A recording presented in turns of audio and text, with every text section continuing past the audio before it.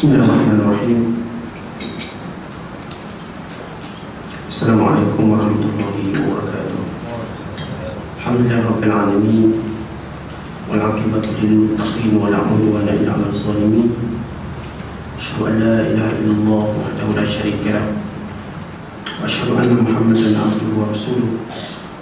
Allahumma shalli wa sallim wa barik 'ala sayyidina Muhammad wa 'ala alihi wa sahbihi ajma'in. Amma ba'du.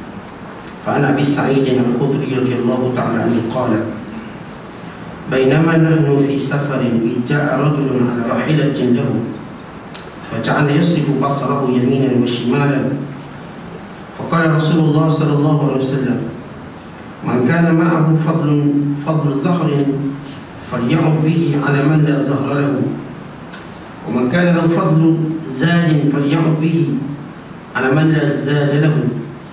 فذكر في أصناف المال ما ذكره حتى رأينا أنه لا حق لأحد منا في الفضل. Abi Sa'id Al-Khudri radhiyallahu ta'ala anhu menceritakan ketika mana kami sedang bermusafir bersama Nabi SAW, tiba-tiba datang seorang lelaki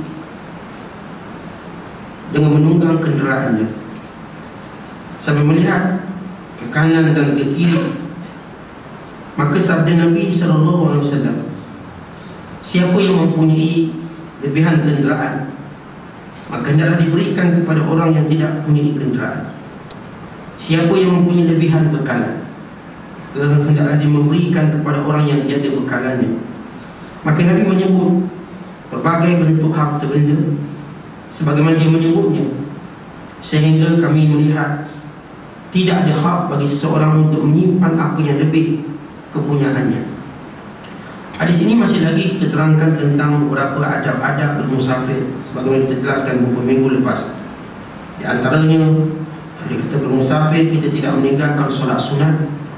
Dan bagaimana solat sunat boleh dilakukan di atas kenderaan, sama ada kenderaan itu unta pada zaman dahulu, kereta, bas, kereta api, kapal terbang pada zaman sekarang, merupakan suatu sunnah yang ditinggalkan oleh Nabi SAW, supaya kita tidak cuai dalam bermusafir dan senantiasa mengingatkan Allah SWT. Maka pada hadis berikutnya Nabi SAW mengajar kita tolong menolong, membantu dalam musafir. Antaranya dia berkata, sebagaimana diceritakan oleh Abu Sa'id Al-Khudri, sedang kami berkumpul dalam perjalanan musafir kami, tiba ada seorang lelaki naik kenderaan, maka dipandang kanan dan kiri seperti dia mencari sesuatu. Barangkali dia tidak punya bekalan, dan barangkali juga kenderaannya sakit atau sebagainya, tetapi lagak dia, caranya menunjukkan bahawa diperlukan bantuan. Sebab seorang yang pandang kanan, pandang kiri, dia mengharapkan siapa yang boleh beri perhatian kepadanya. Maka Nabi SAW seorang yang bijak dalam memahami hal ehwal manusia, keperluan manusia. Karena itu Nabi menyatakan, siapa punya kenderaan yang lebih, maka berikanlah kenderaan yang lebih kepada orang yang tidak punya kenderaan. Kerana Nabi sebut lagi, siapa yang ada bekalan yang lebih, maka berilah bekal lebih itu kepada orang yang tidak punya bekalan. Lalu kata Abu Sa'id, Nabi itu menyebut harta-harta yang lain. Jika saya dapat translatekan dengan maksud, seumpama Nabi berkata, siapa yang ada pakaian yang lebih, maka hendaklah diberikan pakaian lebih kepada orang lain. Siapa yang ada apa yang lebih, yang lebih-lebih beri pada orang lain. Sehingga kata Abu Sa'id, kami melihat Nabi menyebut bahawa kami tidak berhak menyimpan yang lebih, melainkan kami kena beri pada orang yang simpan yang lebih-lebih. Ini menunjukkan kelebihan membantu orang-orang yang kekurangan, dan juga bagi orang yang punya kelebihan, yang lebih harta, yang lebih kenderaan, yang lebih duit dan sebagainya, maka hendaklah diberikan kepada orang yang tidak mempunyai. Sebab saudara, macam kita jelaskan, seorang yang bila dia punya duit yang banyak, akhirnya dia tak tahu nak buat apa, maka dia membazir. Bila keperluannya sudah cukup, okey, rumah dah cukup, kereta dah cukup, apa lagi nak buat? Dia tak kerti nak buat apa lagi, maka dia mula buat ke membazir. Dibaiki rumah yang tak payah, tak patut dibaiki, habis 100,000. Ditukar komponen kenderaan yang tak patut ditukar, baru lagi tukar, saja tukar. Sebab ni duit banyak, nak buat apa ni? Dia pun tukar tayar elok lagi, tayar 16 elok lagi, tukarnya tayar 17. Artinya rim tu elok lagi, ditukarnya rim lain. Dan rim yang dia dapat sport dah, dia nak sporty lagi. Steering dah elok, dia tukar steering lain. Sebab apa? Duit dia banyak. Dia tak tahu nak buat apa. Dia nak buat lagi. Apa lagi nak buat? Akhirnya dia cuba buat sesuatu yang menarik perhatian orang lain, bukan lagi keperluan dia. Ramai orang ada harta, dia cuba melakukan sesuatu yang menarik perhatian orang lain. Dia, kalau dia ada kereta, dia hias keretanya macam rumah. Sehingga ada orang beli kereta 50,000, dia hias pula sampai 100,000. Sebab apa? Dah terlebih, tak tahu nak buat apa. Itu belum cerita yang membazir dengan berjudi, yang membazir dengan main perempuan, yang membazir dengan banyak cara-cara yang kita katakan tak tersebut kita. Dan sama juga orang yang punya kelebihan kenderaan, dia ada lebih kenderaan. Sama peringkat kenderaan ni buruk sebab tidak digunakan. Banyak kenderaan. Walau di sana ada orang yang tidak punya kenderaan, maka apa salahnya sekiranya ada kenderaan lama-lama? Kalau dia dah tak guna, tak boleh, ustaz, ni kenangan saya dengan bini saya.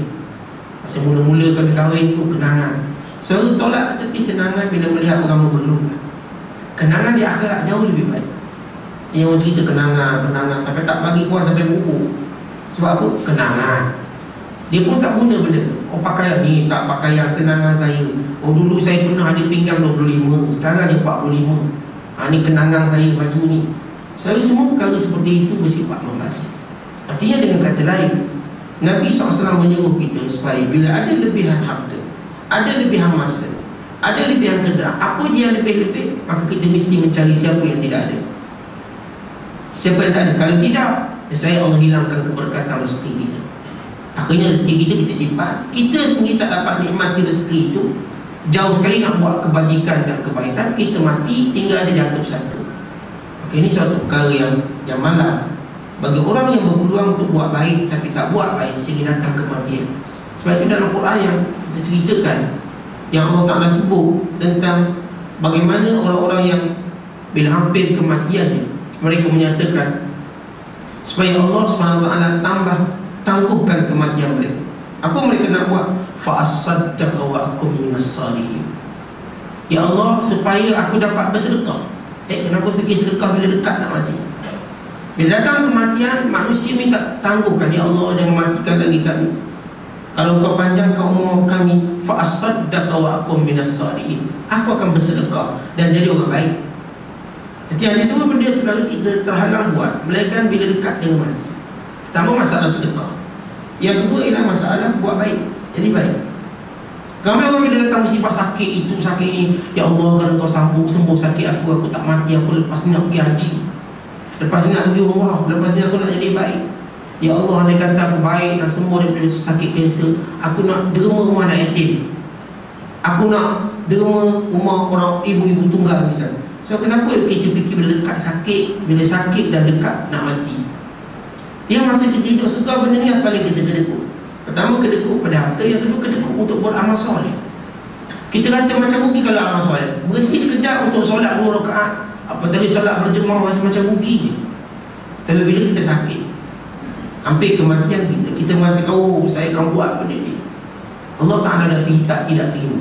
Sebab itu bila kita ada lebihan, maka berfikir tentang orang yang punya kekurangan. So jangan fikir orang jauh-jauh, tengok keluarga terdekat kita, tengok abang kita, tengok adik kita, tengok mak mentua kita, tengok ipar duai kita, apa yang bagi kurang. Kita tak perlu pergi jauh-jauh, kita pergi pada orang sekeliling kita, dan ia merupakan pahala yang besar kerana kita mengutamakan keluarga kita. Sebab Nabi SAW pernah menyebut, fabda' biman ta'u, mulakan keluarga kamu yang terdekat. Hatta Abu Talha radhiyallahu ta'ala anhu, ketika mana turunnya ayat sedekah, dia datang jumpa Nabi SAW. Ya Rasulullah, saya nak bersedekah. Ini ladang kurma saya, di dalamnya ada 600 pokok kurma, saya letakkan pada jalan. Nabi kata, baik, tapi berikan pada keluarga, supaya kamu nanti ada peluang untuk masuk, peluang untuk makan. Beri pada keluarga. Lalu Abu Talha cari keluarga dia miskin, diberikan. Sebab kadang-kadang sebenarnya suatu penganiayaan. Kita nampak ada orang tu kaya, tapi adik-beradik dia susah. Dia mungkin pembuah pada orang lain, tapi dengan adik-beradik dia macam tak nak tolong. Padahal dia faham adik-beradik dia. Dia tunggu adik-beradik dia buat surat permohonan, baru dia nak bagi, merayu kat kaki dia baru nak bagi. Tapi orang lain dia cepat. Kenapa? Sukakan pujian. Kita kan kalau tolong adik-beradik tak rasa macam dipuji. Adik-beradik kan kalau kita tolong orang lain, kita rasa macam dipuji. Mesti dia cerita kurang, aku ni buang murah, aku ni baik. Tapi bila kita pergi pada adik-beradik, kita tak rasa benda tu. Saudara, kemana kita pergi pada isteri kita? Adakah saudara mengharapkan saudara isteri puji kita? Tak, bagi dah. Dia tak nak fikir. Kita beri ke abang, beri ke mak, lah. Dia tak fikir mak kita puji. Tapi bila kita beri pada orang lain, nanti dia puji lah tu, nanti dia sebut lah. Maka kita lebih seronok beri pada orang luar. Sebab itu kata Nabi SAW, jangan mulakan keluarga kamu. Melainkan kalau keluarga kamu dah okey, orang lain pula. Sebab orang akan tengok, dia ni, abang ni bagus, tengok adik dia susah, tak ada pekerjaan, tak ada itu, tak ada ni. Dia tolong orang lain untuk dapatkan pekerjaan, adik-adik dia tak tolong. Maka ini merupakan satu jenayah silaturahim, memutuskan silaturahim. So ini bukan isu kroni cerita lagi. Ini bukan isu nepotisme, itu isu lain. Ini berkait dengan membaiki hubungan kaum kerabat. Sebab itu kata Nabi SAW, Nabi mensifatkan harta yang baik. Ni'mal malus salih lirajlis salih yasilu bihi rahimah wa yasna'u bihi ma'rufa, rawahu Ahmad. Maknanya sebaik-baik harta ialah berada di tangan orang baik yang digunakan untuk menghubungkan silaturahim dan buat kebaikan. Pertama, bila kita ada duit, bila kita ada masa, bila kita ada tenaga, fikir nak hubungkan silaturahim. Alhamdulillah saya ada kenderaan baru, okey. Cuba cari saudara mana yang saudara tak pernah pergi rumah dia, tak pernah tengok rumah dia, tak pernah pergi kerugi kendara dia, hubungkan silaturahim. Selalu ada masa, fikir anak beranak kita mana yang perlukan masa kita untuk kita tolong dia bayar bil ke, cukai tanah ke, apa sahaja. Hari ni saya ada masa, saya cuti. Fikirkan lebihan masa tadi untuk menghubungkan silaturahim. Dan fikirkan lebihan yang kita ada untuk yasna'u ma'ruf, buat apa je kebaikan. Maka ini ajaran yang diajar oleh Nabi SAW. Baik, apa kata ulama hadis berkenaan hadis yang kita baca pada pagi ini? Kata mereka, al-hafu 'ala at-ta'awun wa tahqiq at-takaful bainal muslimin wa khassatan fil azaman. Suatu galakan untuk kita tolong-menolong, membantu melaksanakan sistem takaful, yakni jamin menjamin. Takaful maknanya jamin menjamin. Kita jadi penjamin dia ketika mana dia susah. Dia menjamin kita ketika mana kita memerlukan dia. Ini panggil takaful, jamin menjamin. Dan ini dia antara rukun penting dalam ukhuwah Islamiah, sebagaimana disebut oleh Syekh Hasan Al-Banna, iaitu perlu ada takaful, perlu ada tafahum. Tafahum saling faham, memahami. Perlu ada takaful, saling bantu membantu. Pikul bebanan yang dia tak mampu, dan dia pikul bebanan kita yang tak kita mampu. Ini makna takaful.